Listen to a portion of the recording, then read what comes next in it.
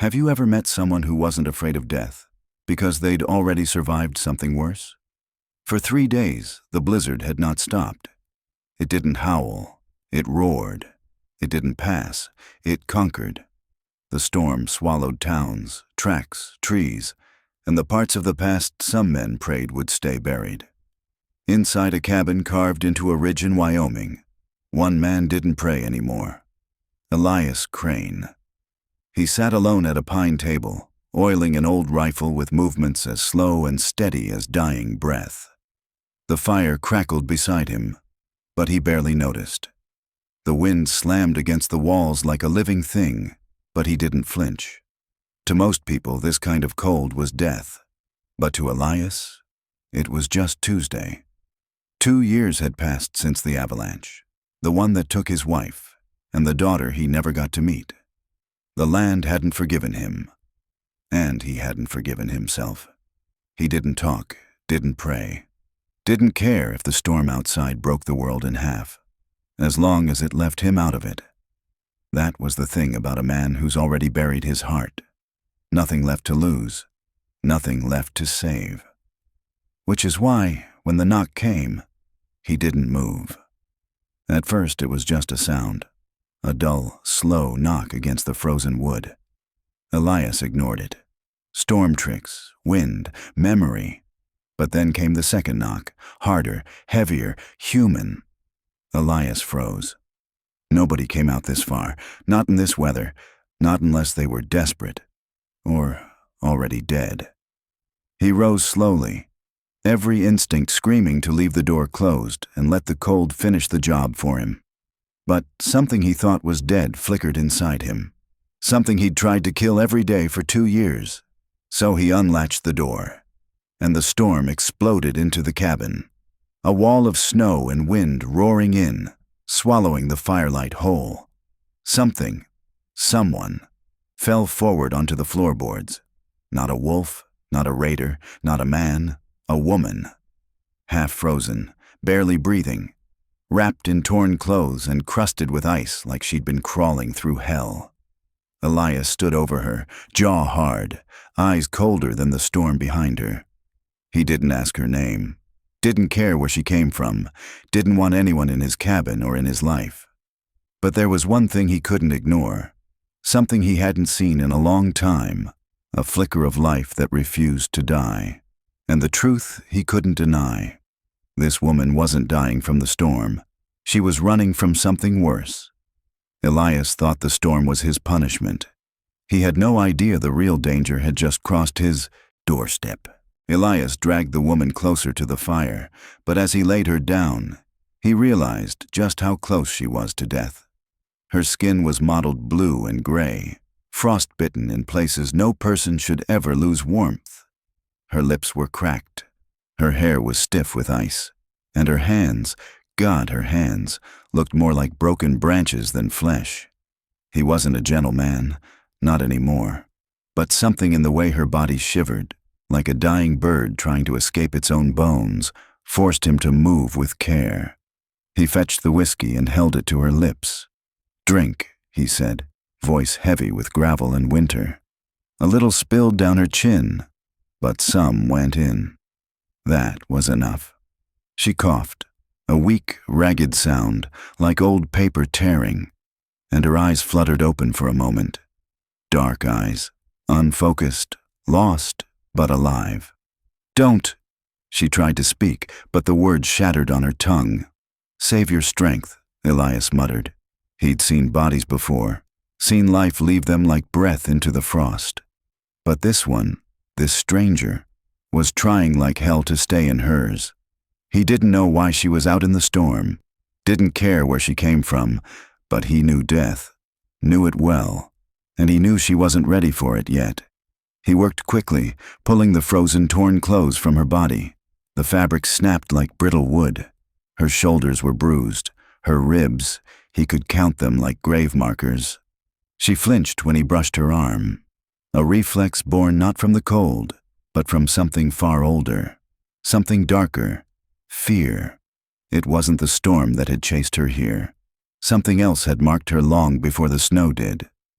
Elias paused, looked away, and for one unbearable second, he felt something he thought he'd buried with his wife: humanity. He wrapped her in a wool-lined quilt, one of the last things in this cabin that still smelled like home. Then he sat back in his chair and watched her breathe, watched her fight for every inch of life the storm tried to steal. His mind told him to be smart, to let her go, to stay alone like he'd sworn he would. But something inside him burned, something he hadn't let himself feel in years. He cared, and that was dangerous, because no storm, no blizzard, no mountain winter could hurt him like caring could. Elias thought he'd pulled a stranger out of the storm, but by morning, he'd learned she was the one dragging him out of a different kind of cold. Morning came slow and heavy, the kind of cold that crawls into your bones and makes a home there. The fire was still burning, its light soft and orange across the cabin floor. Elias had been awake for hours, working in silence, tools in hand, thoughts buried deep. He didn't look at the woman. Not at first, but eventually her voice found him, soft, fragile, like a match struck in a dark room. "Where am I?" she whispered. Elias didn't turn. "Wyoming, 12 miles from the nearest road, 100 from anyone who gives a damn." She tried to sit up. Pain shot through her body, and she hissed, collapsing back into the quilt. He watched her then. Really watched her. Not with softness, not with curiosity, but with the cold focus of a man who'd learned to read danger in small movements. "What's your name?" She hesitated. A flicker of fear crossed her eyes.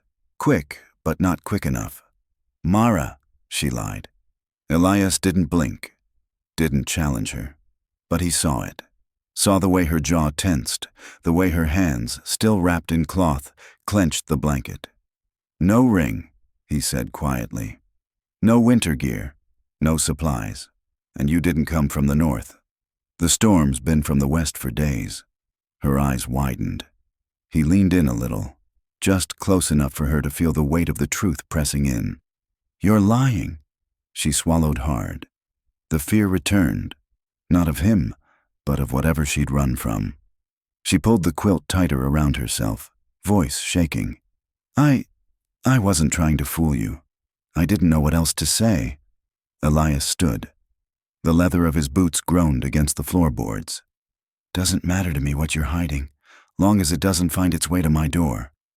But they both knew, whether they said it or not, whatever she was running from was already here. In her eyes, in her scars, in the storm that hadn't stopped.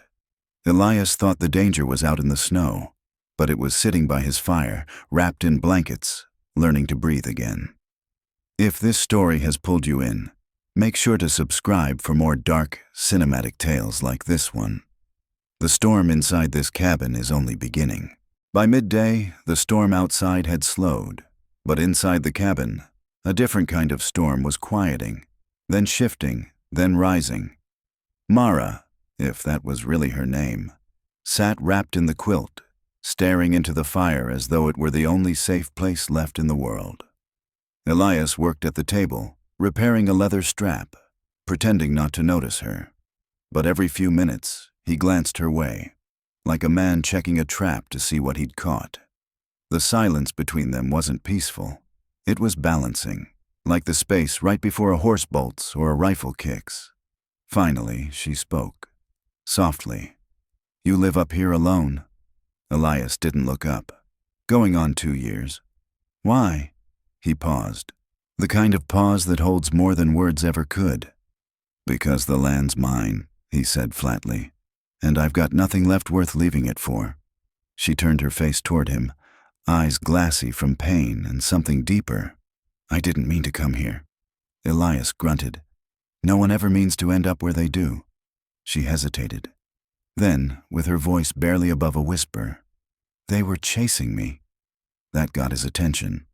Elias set the leather strap down, looked at her for the first time, not as a stranger, not as a burden, but as someone carrying a weight he recognized. "Who?" he asked. She didn't answer right away. It was like swallowing broken glass. Men from a ranch south of here. I worked there for food, for sleep. But the owner, he wasn't kind. Her hand trembled. Her voice cracked. And for a second, Elias saw the truth. Not just in her eyes, but in the bruises on her ribs, the way her shoulders curled inward, the way she flinched at shadows. She wasn't just running from the cold. She was running from cruelty, from violence, from a man who thought she was something he owned. Elias's jaw locked, not with pity, but with something colder, something sharp. "And you ran into a blizzard?" "I didn't care if I lived or died," she whispered. "I just couldn't stay." The silence that followed wasn't empty anymore. It was heavy, shared, and whether either of them wanted it to be or not, it was the beginning of something that couldn't be undone. The blizzard outside was fading, but the one inside the cabin was just starting to take shape. Night settled early, thick and quiet, turning the world beyond the cabin walls into a frozen grave. Inside, the fire was the only thing that moved, crackling lazily, throwing shifting light across the wood, the tools, the scars. Mara sat close to it, her eyes distant, her mind somewhere far away from warmth and safety. Elias sat across the room, sharpening his knife, pretending not to notice the tremor in her voice. "I should tell you," she said softly. He didn't look up. "Don't owe me anything." But she kept talking, like the words had stopped asking permission and were clawing their way out of her. "If I don't say it, it'll stay inside me forever, like it already has." Elias stopped working. The knife hovered in the air like a thought he wasn't ready to finish. She stared into the fire, eyes flickering with ghosts. "The rancher, he kept me there. Not with chains, not with locks, but with fear. You don't have to lock the door if someone's too scared to run." Elias's jaw tightened, but he didn't interrupt. She went on. "The first time I tried to leave, he broke my hand. The second time, he broke my ribs. Last month," her voice cracked, "he said if I tried again, I wouldn't have a place to bury whatever was left of me." The fire popped. The cabin held its breath. "I waited for the coldest night," she whispered, "because I figured the storm would do what I couldn't." Silence, not stillness, not peace. Just the kind of silence that comes after someone sets down a bag of stones they've been carrying too long. Elias looked at her, not with pity, not even with softness, but with understanding. The kind that only lives in the eyes of someone who's buried more than their past. "You're here now," he said quietly. "That counts for something." She nodded, but her fingers still shook. "Will they come looking?" "Maybe. And if they do?"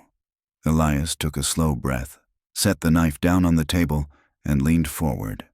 "If they come here," he said, his voice a deep and steady promise, "you won't have to run again. I'll take care of it." Mara looked up at him, eyes wide. Not with fear this time, but something far rarer. Hope. She thought she'd found shelter, but she didn't know she'd awakened the part of him that swore there'd be no more graves on this land. If this story is hitting you hard, make sure to subscribe for more emotional, cinematic narratives like this one. The storm is shifting, and nothing stays buried forever. The next morning came with a strange kind of stillness. The wind was no longer screaming. The world outside had turned to white quiet, and inside the cabin, for the first time since she arrived, Mara wasn't shivering. Elias had been out since dawn, splitting wood, his movements steady, measured, the motions of a man who stayed busy so nothing inside him could wake up. Mara watched from the window. Her fingers rested on the sill, the quilt still around her shoulders. She noticed the row of boots by the doorway. One pair was small, too small to be hers, too worn to be recent. Sarah's. She was starting to understand the silence here, the way the cabin felt full of someone who wasn't in it anymore. She turned back toward the fire, and that's when she saw him. Elias, carrying in a few more logs. His shirt was lined with sweat. His hands, scarred and cracked, were shaking just a little. He set the wood down, glanced at her, and nodded toward the table. "You'll need to eat again." His voice was calm, that strange, quiet calm made of pain that learned how not to make a sound. Mara didn't speak, just nodded, just watched him pour a bowl of hot stew and set it beside her without meeting her eyes. A long silence passed, one that felt like a knife, not sharp, but necessary. Finally, she said softly, "You said you'd take care of it, if they came." Elias paused. The spoon in his hand froze mid-air. "I did." "Why?" He didn't look at her, didn't answer. Not at first. But something in the way she asked the question, not because she doubted him, but because she wanted to understand, made him feel her eyes on the part of him he kept buried deepest. He set the spoon down, sat across from her, quietly. "Because once," he said, staring at the wall, "I failed to save the only person I ever loved." Mara's breath caught. He didn't look at her. "A year and a half ago, I was up on that ridge with Sarah. Snow shifted, horse panicked. I reached for her, and the world just fell." His voice didn't crack. It didn't need to. The hurt was in the space between words.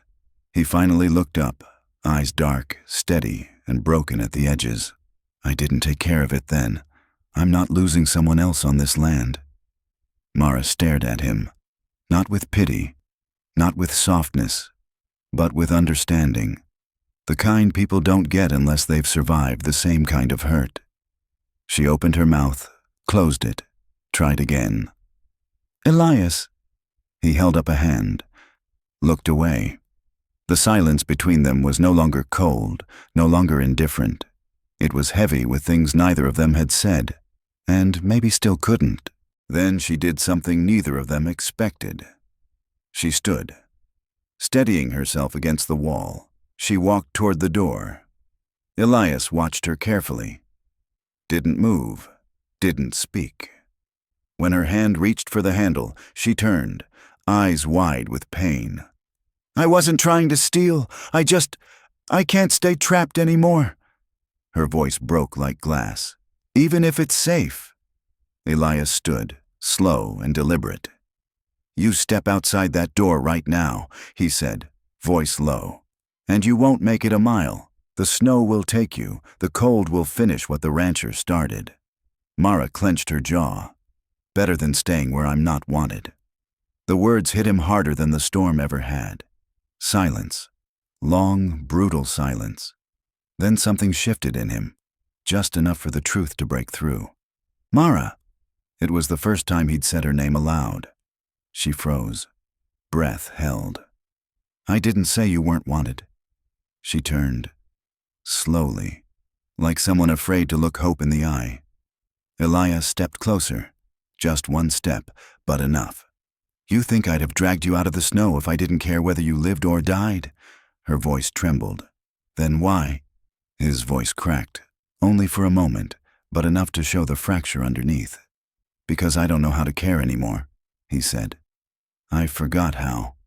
The silence that followed wasn't empty. It was full of every buried feeling, every old wound, every chance neither of them had taken until now. Two broken hearts. One cabin. One choice left, to stay silent or to finally feel something again.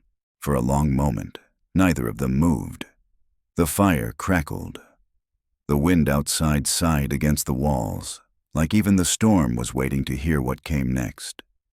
Mara stood by the door, fingers still curled weakly around the handle.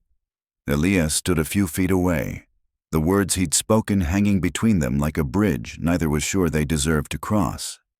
Then Mara took a slow step toward him, her voice barely above a breath. "You haven't forgotten. You're still here. You still saved me, even when you didn't want to." Elias looked at her, and for the first time since she arrived, there was no hardness in his eyes, no guarded distance. Just a man with 1,000 battles behind him, and one still left inside. "You don't have to remember how to care," she whispered. "You just have to try." The words cracked something open in him, something sealed shut since the night the snow took his family.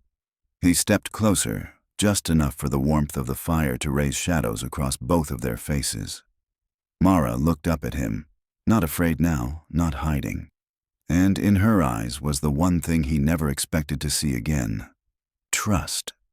Her voice was shaking but sure. "Elias, I can't go back. Not to the ranch, not to the storm, not to the person I was before I walked through your door." He didn't speak. Didn't need to. She took one more step, and in that space, everything changed. Elias reached out, slow, careful, and placed his hand against hers.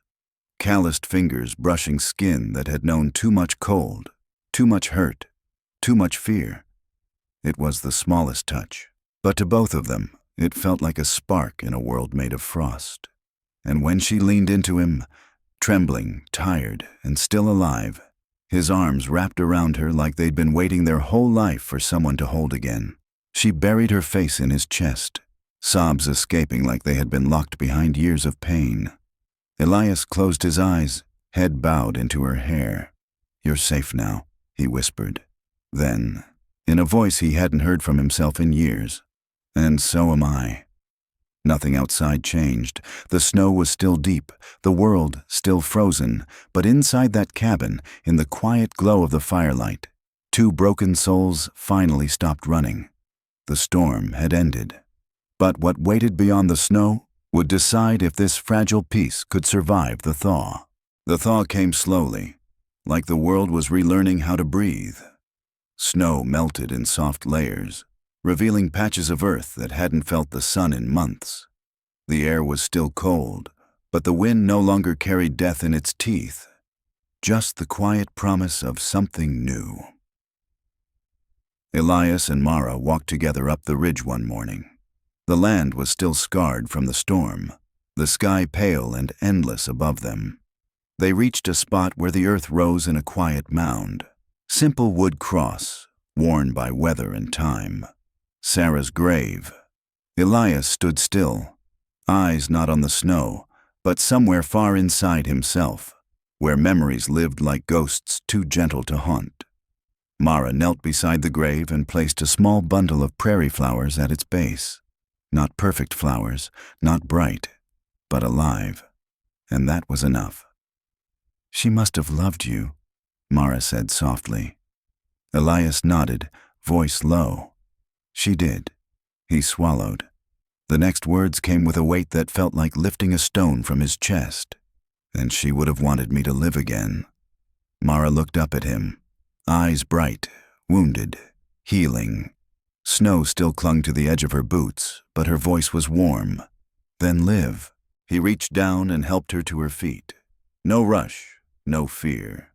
Just a simple gesture that meant more than either of them said out loud. Together they walked back down the ridge, the cabin waiting below like a beginning no one had taught them how to believe in. For the first time in years, Elias didn't dread the morning. Didn't dread the silence, didn't dread the storm, because the storm wasn't all he had anymore. When they stepped onto the porch, the wind caught their hair and the last of the snow, and he looked at her. Not as a stranger, not as a shadow, but as the first thing in a long time that felt like a future. He reached for her hand, her cold, cracked, still recovering hand, and held it. "Welcome home," he said quietly. Mara smiled, slow, fragile, but real. "Feels like one," she answered. The wind carried their voices across the quiet land, soft and warm against the fading snow. And somewhere deep inside, the frozen heart of a man who'd forgotten how to feel began to beat again. Not loud, not perfect, but alive. And that was enough. Storms don't stay forever. Pain doesn't own you. And sometimes, the place you're running from becomes the place you finally learn to stay. So if this story moved you, if you felt even a spark of it in your chest, make sure to subscribe for more stories like this one. There's a lot more waiting just beyond the next ridge. You're not alone out here.